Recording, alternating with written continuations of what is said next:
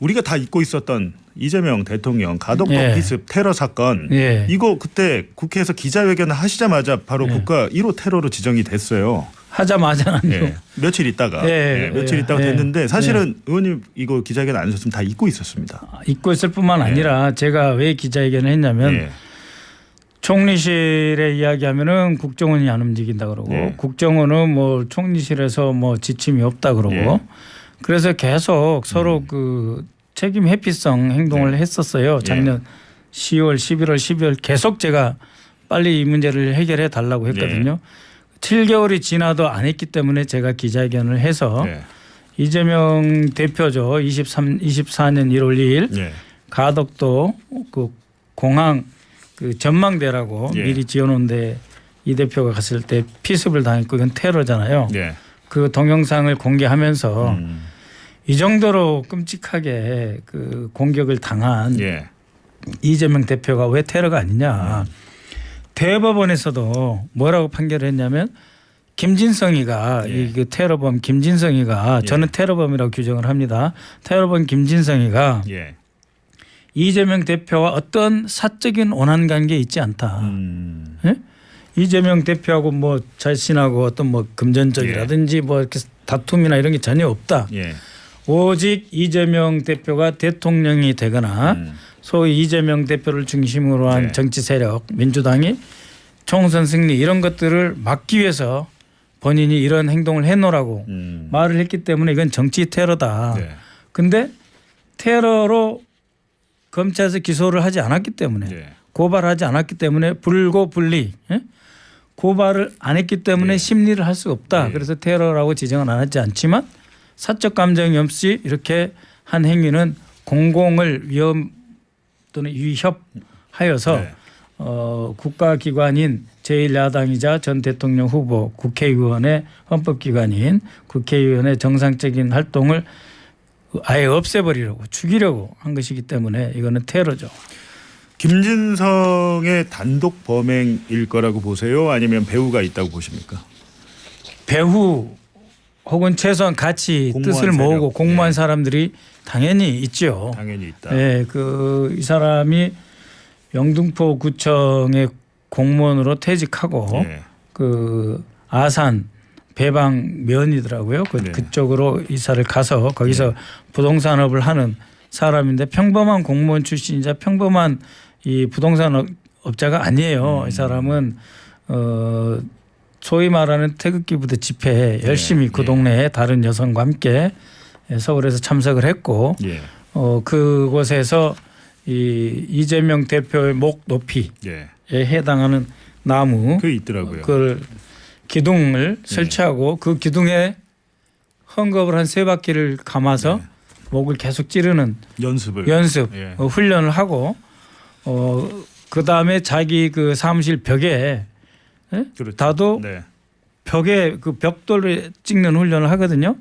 이거는 왜 그러냐면은 아무리 그 적개심이 있어도 예. 사람의 얼굴을 보고 목을 찌르는 게 쉽지 않습니다. 훈련을 해야 되고요. 소위 또 근육이 생겨야 돼요. 네. 이 제대로 찌르려면 그런 것을 했기 때문에 절대 예. 단독범은 아니죠. 단독범은 아니고 공범이 있다. 배후가 예. 있을 가능성이 있다라고 하셨는데 이걸 근데 사건 초기에 국정원은 뭐 커터칼 이렇게 좀 축소하고 근데 흉기를 그때 직접 공개하셨잖아요. 그건 전투용 흉기인가요? 그 칼이. 이 흉기는 이미 그 언론에 예. 그 사건 직후에도 나왔어요. 네. 그러니까 처음에는 이 이재명 대표가 별거 아닌 것처럼 예. 마치 그냥 목숨에 별 위험도 없는데 자작극 비슷하게 꾸몄다. 그랬죠. 국민의힘에서는 무슨 뭐 나무 젓가락 테러냐 긁혔다. 네. 또 뭐 근데 안철수 경찰도 의원은 1cm 열상이라고 있어요. 그 열상이 긁힌 거거든요. 열상이 긁혔다는 뜻이죠. 예. 축소한 거죠. 그렇죠. 처음부터 사건을 축소하고 뭐 테러범을 노인네라고 표현하면서 마치 우발적인 예. 사건이고 이재명 대표의 생명에 지장도 없는데 자작극 같이 꾸몄고 그래서 처음에는 이 사람 뭐 민주당적을 가졌느냐 아니니 뭐 이런 그랬죠. 논란까지 일으키고 민주당적. 예. 그리고 대표의 목숨이 경각에 달려서 약 9mm에서 1cm, 예. 10mm 정도의 그 경정맥의 60% 6mm가 잘려 끊겼거든요. 6mm. 6mm 잘렸으니까 거의 혈관이니까 아주 얇을 거 아닙니까? 3분의 2가 끊긴 거예요. 그렇죠. 정맥이니까 다행히 피가 콸콸 솟구치지 않아서 동맥이 아니고 정맥이라서 네. 눌러서 지압한 네. 채로 헬기로 서울로 이송을 했는데 그 서울대 병원에서 그렇게 발표하잖아요. 까딱 잘못했으면은 돌아가실 뻔했다고. 네, 그렇게 했죠. 그렇게 했는데 자작극이다. 뭐 나무 젓가락으로 당한 거다. 무슨 네. 장난처럼 이렇게 하면서 테러 피해자를 보호해야 될 국가의 임무를 해태하고 아니 온갖 근데 그게요. 예. 뭔가 윗선으로부터 지시에 의한 게 아니냐 이 말이죠. 지금 경찰도 그렇고요. 지시가 검찰도 그렇고요. 없이 당시에. 그렇게 됐겠어요. 신속하게. 네. 저는 그렇지 않다고 봅니다. 그래서 이 국가정보원의 그 지부, 부산 지부가 예. 그 테러가 발생한 현장, 경기도면 경기도, 네. 뭐 서울이면 서울, 인천, 부산 이렇게 광역시 네. 테러 대책 협의회의 의장을 맡게 돼 있어요. 네. 그 국정원 지부장이. 지부장이. 그래서 그 네. 지부장이 9명의 그 대테러 요원 거기는 네. 3명의 그 소방대원까지 포함해서 네. 강서경찰서에 보냈는데 아니 강서경찰서 4급 총경이 우리가 할 테니까 오지 말라고 해서 못 간다는 게 말이 됩니까? 윗선에 지시가 있었던 그러니까 거죠. 국정원으로서는 테러 지장이 안 되니까 뭐 어떻게 개입을 할 수가 없고. 아니 그런 사건 건가요? 예. 현장과 범인을 만나야 테러인지 아닌지를 확인할 거 아니에요. 기초 자, 조사를 해야 되니까. 당신이 왜 이 사건을 벌였는지 만나서 물어보면 김진성이가 자신의 이미 발표한 변명문에 예. 나온 것처럼 예. 이재명 대표가 대통령 되는 거 막기 위해서다고 하면 예. 바로 테러 지정이 되는 거예요. 그걸 막은 거죠 경찰이. 그리고 그렇게 신속하게 2차례나 진입하려고 한 것을 막은 것은 결국 윗선 지시가 있다 그렇게 판단합니다. 알겠습니다. 박선원 의원이 우리가 잊고 있었던 가덕도 사건을 기자회견하면서 다행히 국가공인 1호로 테러 지정이 돼서 진상이 드러났는데 어마어마한 좀 우리가 모르는 이야기들이 있을 것 같습니다. 그렇죠? 예. 그런데 뭐 제대로 수사를 해야 되는데 결국은 또 경찰청 국수본 안에 있는 네. 무슨 특별수사 TF 가덕도 테러 사건 네. TF라고 해가지고 부산경찰서에다가 또 이 수사단의 사무실을 꾸린다고 하는데 부산경찰서에 거기서 한 건데. 이거는 마치 특검이 고검에다가 예. 내란 특검이 고검에다가 사무실을 설치하면서 결국 검찰 봐주고 심우정 봐주고 다 봐줬잖아요. 아니 근데 정권이 바뀌어도 왜 자꾸 이런 그거 걱정을 똑같아요. 이게 해야 왜 되는 아니 거죠? 왜 네. 별도 사무실을 해야지 부산 경찰청에다 합니까? 그 사건이 결국은 이상민 행안부 장관이 네. 당시 행안부 장관이 그 대통령실의 지시를 받아서 경찰청장이었던 윤희근 네. 이게 지시를 하고 윤희근이 우철문 부산경찰청장에 지시를 해서 다시 옥영미 강서경찰청장 서장에게 내려와 가지고 이렇게 사건을 그랬죠. 은폐하고 그랬죠. 사건 현장도 다 쓸어 없애버리고 그런 곳의 본산이 부산경찰청이거든요. 그래서 굉장히 그 적절치 않다고 봅니다. 네. 김진성 씨의 네. 검찰 공소장을 한번 봤는데 공소장이 몇 장이게요? 야당 대표를 지금 죽이려고 한 거잖아요. 그때 7장인가 네. 그러지 않았나? 본문은 5장입니다. 본문 5장. 그 본문 5장은 안 했네. 거표지랑 거표지 한 장. 자범이에요. 아. 그러니까 자범 사건으로 해버린 맞아요. 거예요. 아. 이거를 만약에 이 사람에 대해서 쭉 조사를 하고 아. 이 사람의 뭐 1, 2년 행적이나 쭉 보고 주변 조사까지 다 했으면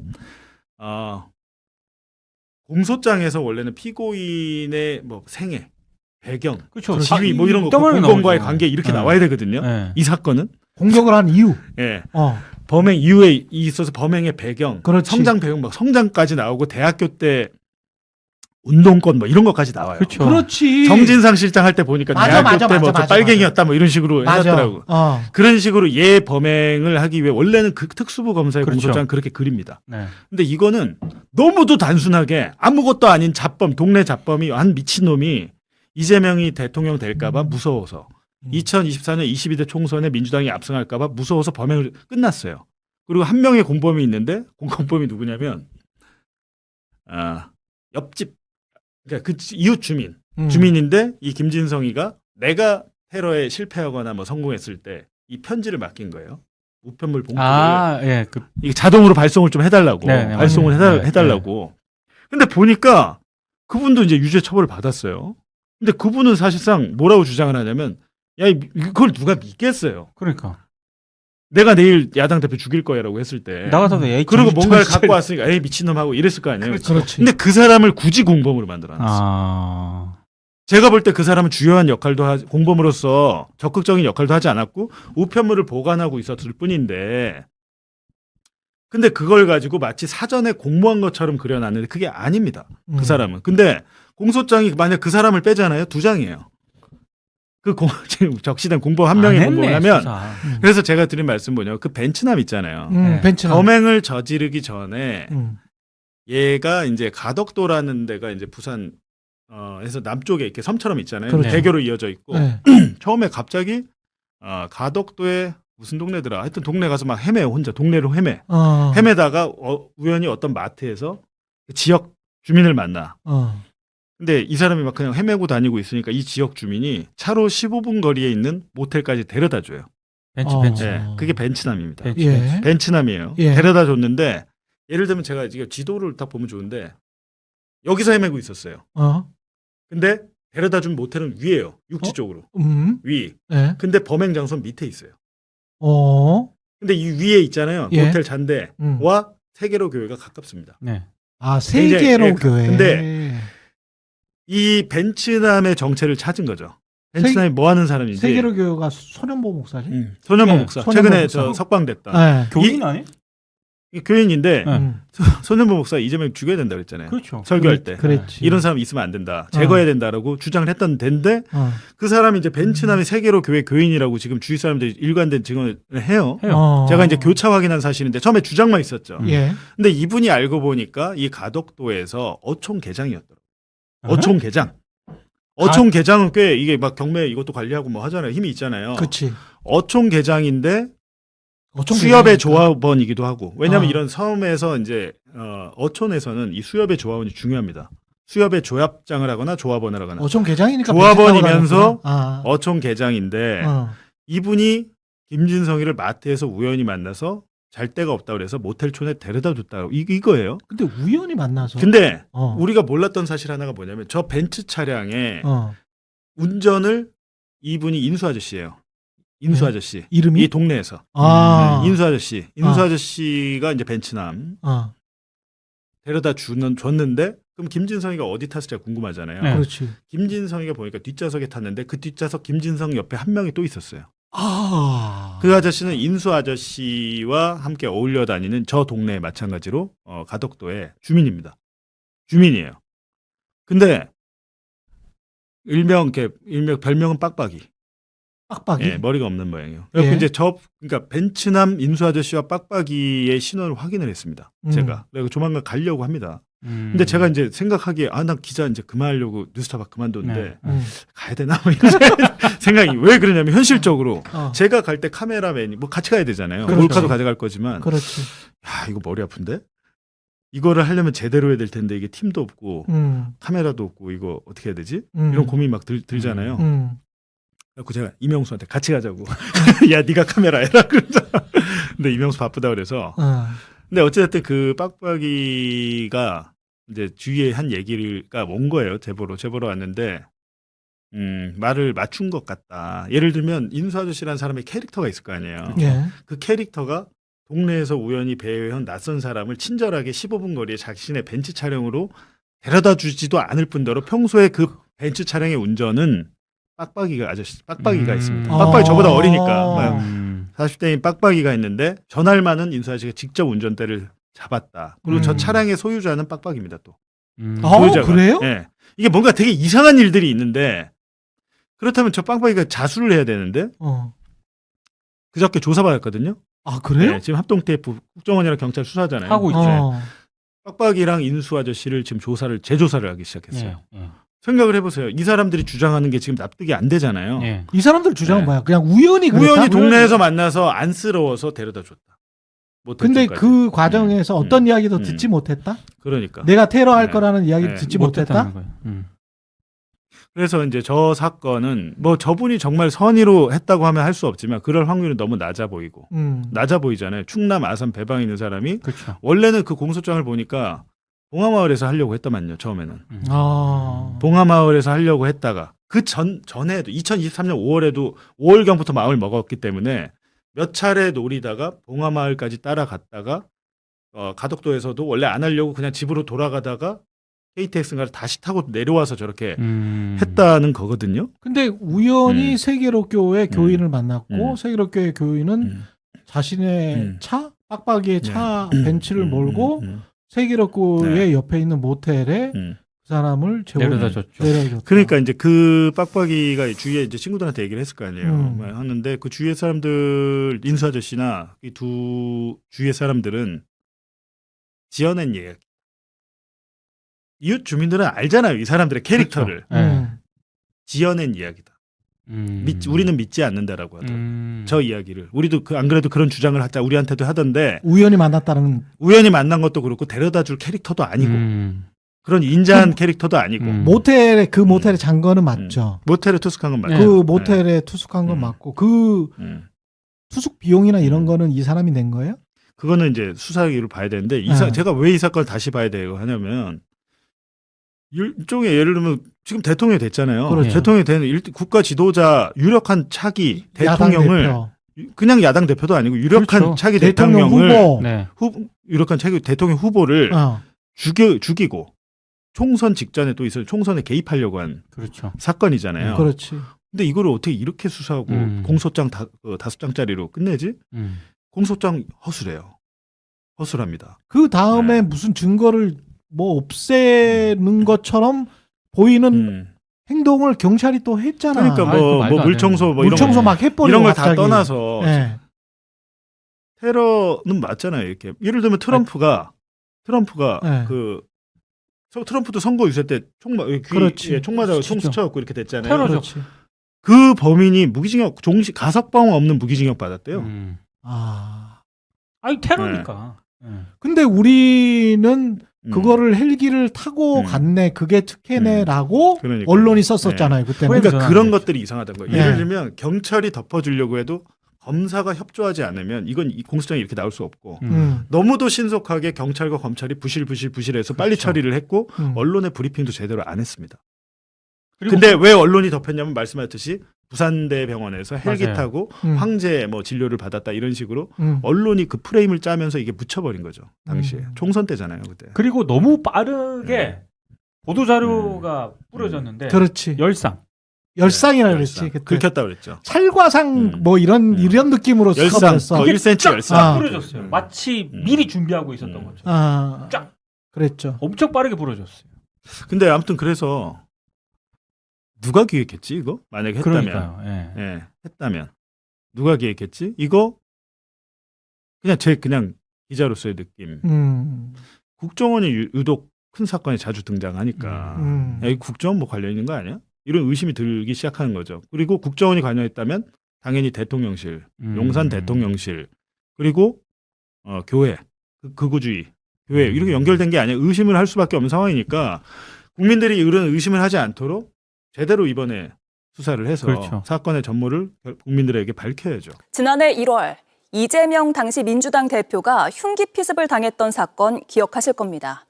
당시 야권의 요구에도 이 사건은 테러로 지정되지 않았는데 오늘 국회 정보위에서 당시 국정원이 작성한 보고서 내용이 공개됐습니다. 사실상 테러 지정을 막았던 인물은 김건희 씨가 지난 총선에서 공천을 주려 했다는 의혹이 불거진 김상민 전 검사였습니다. 황예린 기자입니다. 국회 정보위원회는 오늘 국가정보원 특별감사 중간보고를 받았습니다. 윤석열 정권 당시 국정원이 국내 현안에 부적절하게 관여하지는 않았는지 들여다보는 특별감사는 지난 6월 이종석 원장 취임 이후 시작됐습니다. 이 과정에서 지난해 1월 이재명 당시 더불어민주당 대표의 흉기 피습 사건을 테러로 지정하지 말자고 건의한 국정원 내부 보고서가 확인됐습니다. 국정원 법률특보였던 김상민은 커터칼 미수 사건으로 규정을 하면서 이 사건에 대해서 테러로 지정을 한다고 해서 실익이 없다라고 해서 검사 출신인 김상민 전 특보는 지난 총선 경남 창원 의창 지역구에 국민의힘 후보로 나서고자 한 인물로 그 과정에 김건희 씨가 개입했다는 의혹도 받고 있습니다. 또 쌍방울 대북 송금 사건과 관련해 국정원이 일부 첩보 자료는 검찰에 제출하지 않은 사실도 확인됐습니다. 김성태 안부수가 대북 사업을 빌미로 주가 조작을 시도 중이라고 하는 첩보 등의 문건이 새로 발견되었습니다. 이 같은 국정원의 중간 보고에 대해 국민의힘은 의도가 있다고 반발했습니다. 과거 정권을 비난하고 또 처분하기 위한 대통령의 사법 리스크를 없애주기 위해서 하는 정치적 의도가 아닌가 좀 의구심이 갑니다. 민주당도 맞섰습니다. 사실을 정치적으로 왜곡하지 상당히 말아주시기 바랍니다. 우려 있는 점이 있다는 것을 명확하게 전달을 했고 국정원은 오는 30일 국회에 특별감사 최종 보고를 할 예정입니다. JTBC 황예린입니다. 작년에 있었던 이재명 대통령에 대한 흉기 피습 사건에 대해서 민주당은 국정원이 테러로 보기 어렵다는 보고서를 작성해서 사건을 축소시키려 했다고 주장했는데요. 이 보고서를 썼던 김상민 전 검사가 최근 특검 조사에서 당시 보고서엔 문제가 없고 이재명 대통령을 테러 피해자로 보긴 어렵다며 보고서 작성 경위를 직접 밝힌 걸로 파악됐습니다. 김지훈 기자입니다. 이재명 대통령은 당대표 시절인 2024년 1월 부산 가덕도 방문 도중 60대 남성이 휘두른 흉기에 목을 찔려 수술과 입원 치료를 받았습니다. 지난달 민주당은 국정원이 당시 법률특보였던 김상민 전 검사가 쓴 보고서를 토대로 사건을 테러가 아닌 일반 형사사건으로 축소 은폐하려 했다고 주장했습니다. 커터칼 미수 사건으로 규정하면서 이 사건에 대해서 테러로 지정을 한다고 해서 실익이 없다라고 해서 테러 지정을 하지 말 것을 건의하는 그런 보고서가 있습니다. 논란에 대해 김 전 검사가 지난 9일 김건희 특검 소환조사에서 해당 보고서 작성 경위를 직접 밝힌 것으로 파악됐습니다. 김 전 검사는 김건희 씨 측에게 그림을 선물하고 매관 매직한 혐의로 수사를 받고 있는데 특검이 국정원에서 맡았던 업무에 대해 물으며 보고서도 작성했냐 묻자 김 전 검사는 민주당이 문제 삼고 있는 테러 관련 문건도 작성했다고 먼저 답한 것으로 파악됩니다. 그러면서 이 대통령 피습은 테러 방지법상 테러에 해당하지 않고 민주당이 왜곡하고 있다며 보고서 작성 경위를 설명한 것으로 전해집니다. 해당 보고서에는 이 대통령 피습에 테러 방지법이 규정한 국가나 지방자치단체 등에 대한 기능 마비 목적이 확인되지 않았고 테러 단체와 무관한 개인이 저지른 범죄로 법적으로 테러로 보기 어렵다는 내용이 담긴 것으로 파악됩니다. 특검은 김 전 검사를 오는 23일 불러 김건희 씨 측에게 이호한 화백 그림을 전달한 경위를 조사할 예정입니다. JTBC 김지윤입니다. 정치는 언제나 2024년 1월 2일 당시 더불어민주당 대표였던 이재명 대통령은 부산 가덕도 신공항 부지를 둘러보던 중 60대 김모 씨가 휘두른 흉기에 목 부위를 찔렸습니다. 우리나라에서도 현 대통령께서 당대표 시절에 가덕도에서 피습을 당하신 적이 있습니다. K민주주의의 나라 대한민국에서는 있어서는 안 될 일이었습니다. 정부는 오늘 국가테러대책위원회를 열고 가덕도 피습 사건을 테러로 공식 지정했습니다. 2016년 테러방지법이 제정된 후 정부가 공식적으로 인정한 첫 테러 사건입니다. 앞으로 해당 사건에 대한 진상규명이 다시 이루어질 예정입니다. 앞서 사건 직후 민주당에선 당시 윤석열 정부의 국정원과 대테러센터 등이 해당 사건의 현장 증거를 인멸하며 사건을 축소 왜곡했다는 의혹도 제기했던 바 있습니다. 너무 그간의 조사와 수사가 부실했고 너무 시간이 오래 지났습니다. 이 문제에 대해서 앞으로 대한민국에서 테러의 가능성을 완전히 없앤다 하는 각오로 저희 임해야 한다. 경찰청 국가수사본부도 새롭게 수사 TF를 편성해 진실규명을 위해 최선을 다하겠다라고 설명했습니다. 국수본은 사건의 배후나 공모 세력이 있는지 등을 최우선적으로 들여다볼 예정입니다. 배우가 국정원. 자, 전현희 민주당 최고위원이 이제 이재명 후보를 향한 테러 제보가 쏟아지고 있는데 지난해였죠. 부산에서 당했던 그 흉기 피습 사건의 배후에도 국정원이 있는 게 아니냐 이런 주장을 했습니다. 그 근거로서 자, 사건을 축소하고 프레임을 전환하려는 시도가 있었다 이렇게 주장을 했는데 먼저 들어보시죠. 테러가 발생하자마자 총리실 대테러 센터에서 이 테러의 정도를 굉장히 축소하는 왜곡하는 문자를 발송을 경상 출혈도 아주 뭐 적다 뭐 이런 식으로 의로 뭐 헬기 뭐 특혜 뭐 이런 식으로 변질을 시켰단 말이죠. 이거는 뭐 전현희 의원 개인의 생각입니까? 아니면 당의 생각인가요? 일단 그 질문에 전현희 최고위원은 당 지도부 차원의 공감대가 형성됐다 이렇게 얘기를 했습니다. 그러면서 대선 이후에 특검이나 국정조사도 실시할 수 있다라고 주장을 했는데 이에 대해서 이제 국민의힘에서는 신빙성 없는 의혹이나 음모론을 토대로 국가정보기관의 신뢰를 흐트리려고 한다 이렇게 강력하게 비판을 했습니다. 당장 주진우 의원이 이렇게 얘기를 했습니다. 자, 음모론도 이 정도면 병이다.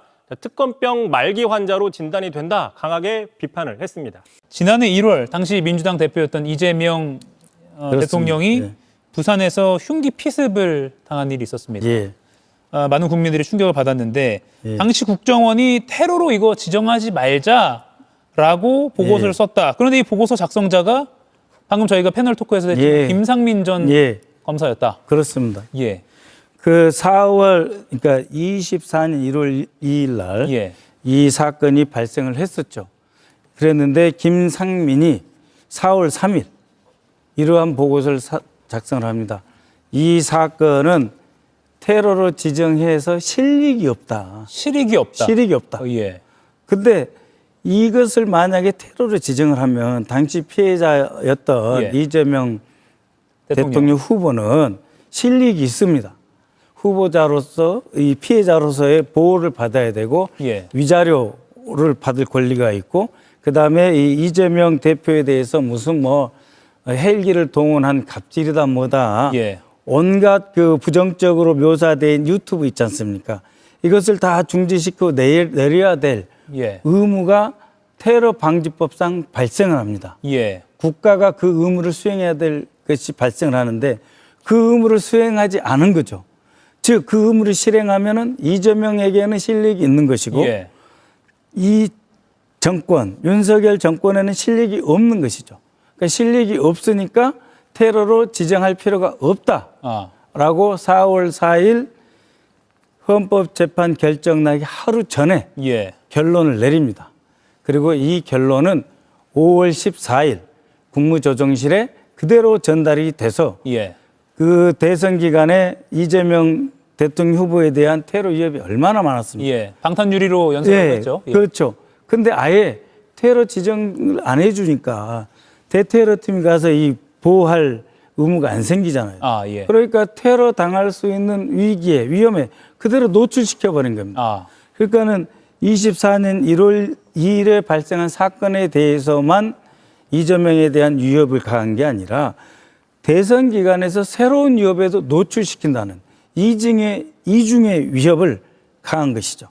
그래서 정권에게는 실력이 없는 테러 지정이 이재명에게는 엄청난 피해를 준 것이고 이재명의 실익은 포기시키게 만드는 행위죠. 그냥 정치인이라는 걸 떠나서 그런 흉기 피습, 흉기 테러를 당한 피해자 입장에서 피해자를 위한 보호 조치가 충분히 뒷받침될 수 있는 테러 지정을 일부러 하지 않았다고 지금 추정을 하고 계시는 것이군요. 그렇죠. 왜냐하면은 대법원에서 이렇게 판결했습니다. 테러 방지법으로 검찰이 고발하지 않았기 때문에 테러 방지법을 적용하지는 않았지만 그 이 사건을 일으킨 김진성 씨가 이재명 당시 민주당 대표와 사적인 어떤 원한 관계로 해서 이 사건을 저지른 게 아니고 정치적 적대감으로 이 사건을 저질렀기 때문에 이것은 국가기관의 행위에 악영향을 미친 결과를 낳았다. 즉 테러 방지법에 의하면 그대로 적용하면 테러에 해당하는 것인데 그것을 일체 적용하지 않게 함으로써 이 사건 자체를 테러가 아닌 걸로 묻어버리려고 한 것이죠. 그러면 그런 김상민 전 국정원 특보 김건희 씨가 임명을 했다. 지금은 어떻게 보면 특검의 의심 상황입니다만 예. 어떻게 가능성 보십니까? 그러니까는 창원 의창에 출마하려다가 예. 이 김상민 당시 검사, 현직 검사였습니다. 예. 검사가 더 센 힘을 타고 내려온 김영선한테 밀리지 않습니까? 김영선한테 밀리는데 김상민은 조국 때 도와줬으니까 챙겨야 될 사람이란 말입니다. 그러니까 챙기는 방법으로 국가정보원 특보에 임명을 하는데 뭐 우리 사회에서 나이가 그렇게 중요하지는 않을지 모르지만 40대 중반 미만이 국정원장 특보가 된 경우는 없습니다. 예. 예. 그러니까 생각보다 굉장히 고위직이죠. 좋은 자리에 정무직 차관급 정무직에다가 임명을 시켜준 겁니다. 2024년 이재명 대표 피습 사건 기억하시나요? 한 남성이 당시 이재명 대표에게 흉기를 휘두른 그 사건 말이에요. 그런데 이 사건 그냥 묻히기엔 이상한 점이 너무 많았죠. 경찰은 단순한 상처라며 사건을 별거 아닌 것처럼 취급했고 심지어 사건 현장을 물청소로 싹 지워버렸거든요. 범행 현장은 원래 증거 보존이 기본 중에 기본인데 왜 그랬을까요? 더 황당한 건 국정원이에요. 배후를 캐야 할 기관인데 경찰이 거부해서요라는 말 한마디로 손을 놓아버렸어요. 국가지도자급 인사를 향한 테러 현장이 이렇게 허술하게 처리된 게 과연 누군가의 지시 없이 가능한 일이었을까요? 최근 민간무인기 논란까지 더해지면서 단순한 우연이 아니라 뭔가 더 큰 힘이 작용하는 게 아니냐는 목소리가 커지고 있어요. 이제는 현장에서 칼 휘두른 사람 하나만 처벌하고 끝낼 게 아니라 그 뒤에 뭐가 있었는지 제대로 파헤쳐야 할 때라는 거죠. 영상이 도움이 됐다면 좋아요랑 댓글 남겨주세요. 더 많은 분들께 닿을 수 있어요.